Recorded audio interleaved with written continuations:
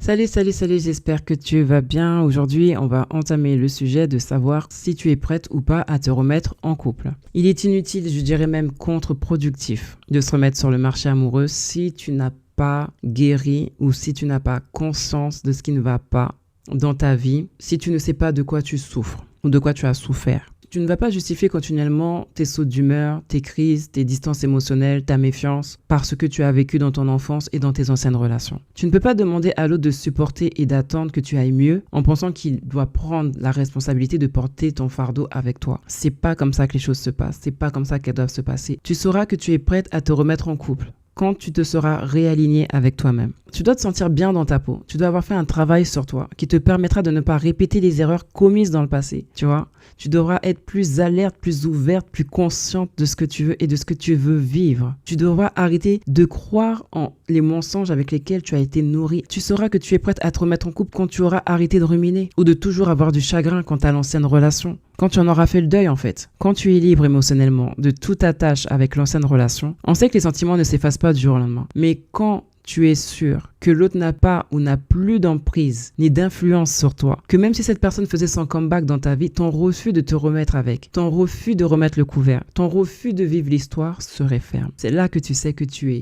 prêt ou prête à te remettre en couple. Tu sauras que tu es prêt ou prête à te remettre en couple quand tu seras optimiste et que tu crois que tu peux vivre une belle histoire à nouveau. Quand tu aimes la vie et que tu lui laisses la possibilité de te donner une seconde chance. Quand tu veux prendre un nouveau départ avec confiance, enthousiasme et aller de l'avant. Certaines personnes disent qu'après une relation qui leur avait été lourde émotionnellement, elles ne veulent plus se remettre en couple. Elles ne veulent plus se donner autant qu'elles l'ont fait. Elles n'envisagent même pas de se remettre dans une relation sérieuse. Selon moi, ce sont les blessures qui parlent. Mais il faut se laisser un temps de récupération. Il faut se laisser un temps avant de se remettre en relation. Et ne pas se mettre ce type de barrière en fait. Parce qu'en mettant ce type de barrière, on risque de devenir soi-même une personne toxique pour la prochaine personne avec laquelle on viendrait à se mettre en couple. D'où l'importance de passer par l'étape de la guérison, l'étape du deuil, pour un nouveau départ sur des bases saines personnellement, avant que ce ne soit communément. Ne laisse pas l'ombre de ton ex te suivre et planer sur tes prochaines relations. Et surtout, ôte de ton esprit que la nouvelle personne avec qui tu es ou avec qui tu seras te fera revivre ce que tu as vécu. Tu sauras que tu es prête à te remettre en couple quand tu ne cherches plus à être dans le contrôle. Mais tu prends les choses non seulement comme elles viennent, mais aussi comme elles sont. Et tu les vis en étant dans une sorte de détachement émotionnel, sans calcul, sans toutefois baisser totalement ta garde, jusqu'à ce que tu sentes qu'avec cette personne, tu peux entrer dans une relation intentionnellement émotionnelle.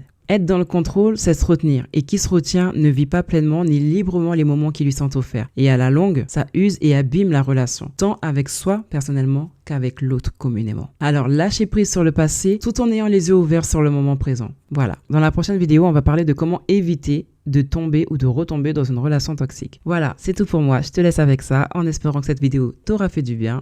Sur ce, bon courage. Mouah.